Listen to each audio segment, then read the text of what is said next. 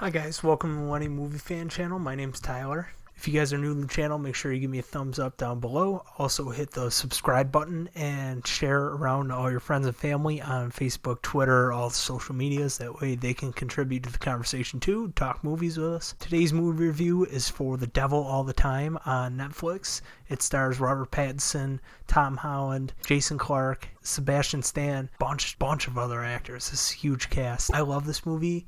This movie is one of the best movies I've seen in a while, and lately I've been putting the caveat on these movies that it's the best movie of 2020, and that's not saying much because there hasn't been a lot, but this is the best movie I've seen in a while, maybe like 2-3 years. I think this movie is great. It reminds me a little bit of The Ballad of Buster Scruggs because it is intertwining stories that are kind of related, which is different from Ballad of Buster Scruggs. They just kind of have like a same kind of setting and vibe to them. This is the characters are intermingled and they interact and come into each other's story, even in small ways. This also has a more serious tone than the Ballad of Buster Scruggs, and it is very much darker than the Ballad of Buster Scruggs, where that had like lightheartedness, the guy with the wings and flying when he gets shot or whatever. Doesn't happen in this one. This one is dark and it is gritty. So we got Pennywise himself. Bill Skarsgård is in this, and his character is fucked up.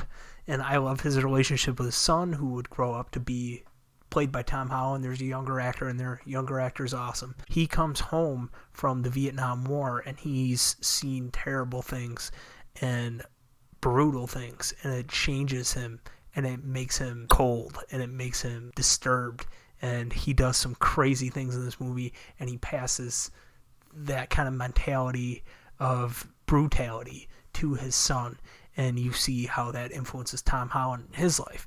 Bill Skarsgård's story is crazy in this. All the stories are really like shocking when you see how they end. It shouldn't really be surprising that these people struggle with darkness within themselves and how it ends up. But it is very violent, it's very dark, it's very surprising. Things that happen, the turns that it takes. I don't want to get into spoilers because I think this movie's awesome and you should experience it how I did. There's like a narration that goes over this movie, and I think it's great. I like when they do that. It was similar to Goodfellas. It wasn't as like quirky, and it wasn't one of the characters, the main character that was doing the voiceover. It was just a voiceover all the way through.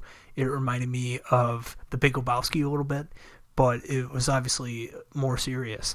But I thought the narration was awesome, and I liked what that did for the story, and it kind of kept you in the know, and you didn't get confused with like timelines or what was going on. They had little cue cards that come up and give you the time frame that it was in, so it's not like Westworld where it's like all over the place and you don't know when things are taking place. I think one of the best performances in this was Sebastian Stan's character. I don't know why, I was just driven to him over everybody else. I mean, you would think Robert Pattinson, everybody was doing accents in this and stuff, and he was doing an accent, and he was great, but I thought he was going to be the standout. I think Sebastian Stan did a really great job.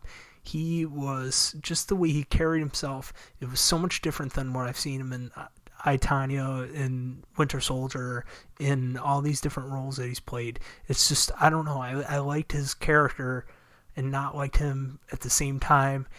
There was a lot at play in his performance, and what he did, his little mannerisms, and how he carried himself and how he walked was different than anything I've ever seen, and I think he had the biggest like transformation of everybody. Jason Clarke is in this, and he's awesome in a lot of things that I've seen him in.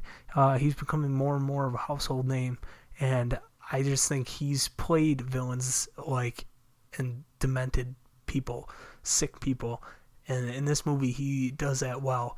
But Sebastian Stan had a way about him that I thought he was a standout performance. He was great. Tom Holland was also great. It was far from his performances as Peter Parker, as Spider-Man in the MCU. He showed a lot of range here in this movie, and I was really impressed with it. But everybody's performance was awesome. There was some grotesque death scenes and fights and brutal like kind of action a little bit that surprised me. With the title, it isn't shocking, especially when you see the violent nature of some of these people, their upbringing and fits, but it was pretty grotesque. Jason Clarke's scenes were pretty gross. what he would do to his victims. I'll just say that. But I was so drawn into this movie that I couldn't take my eyes off the screen, and I was just waiting on the edge of my seat with bated breath on what was going to happen to each character. Sometimes they would even tell you in the narrative or foreshadow in the storyline what was going to happen, and you knew people's fate already, but you were still anticipating what was going to happen because it was just so exhilarating. This is one of those movies that is long, but you wish was longer, and I say that a lot too lately, I feel like. So I love long movies if they don't feel like you're like, stuck in the movie theater like it's a chore. This was awesome. It flowed great. I think the narration helped with that. I think the acting performances were amazing, and I wish there was an Oscars this year, and it sucks that there wasn't, because I feel like a lot of these performances would be like good best supporting characters. This would have a best ensemble nomination at the very least, if not win, because this is an awesome cast and everybody was great. So I feel like on Netflix, with everything that's going on, this will get a lot of eyes on it, especially with Robert Pattinson and Tom Holland kind of in the zeitgeist for their roles as these giant superheroes in these franchises. But I'm glad that it will. Hopefully. We'll see. And if it does, it's well-deserved, because I enjoy this movie. It's one of the best movies I've seen in a while. Definitely recommend it. It is on Netflix now. It just came out this week. And I recommend anybody to go see it if they're interested, if they like any of the actors in it, if they liked like The Ballad of Buster Scruggs, different period pieces like that, or different interweaving stories. But that's my review for The Devil All the Time, guys. If you like the video, like I said down below, smash that like button. Make sure that you subscribe and hit the little notification bell. That way you get alerts when I post a new video and you don't miss any of our reviews coming up. I know my content schedule has been kind of crazy. Things are kind of crazy in the movie world with release dates and everything all over the place, but I will periodically throughout the week throw an update in there, because I know things aren't coming out when they're supposed to. So especially for the new releases, I'm going to put a little update on there of what's to come. But thanks for tuning in, guys, and I will see you in the next video. Bye-bye.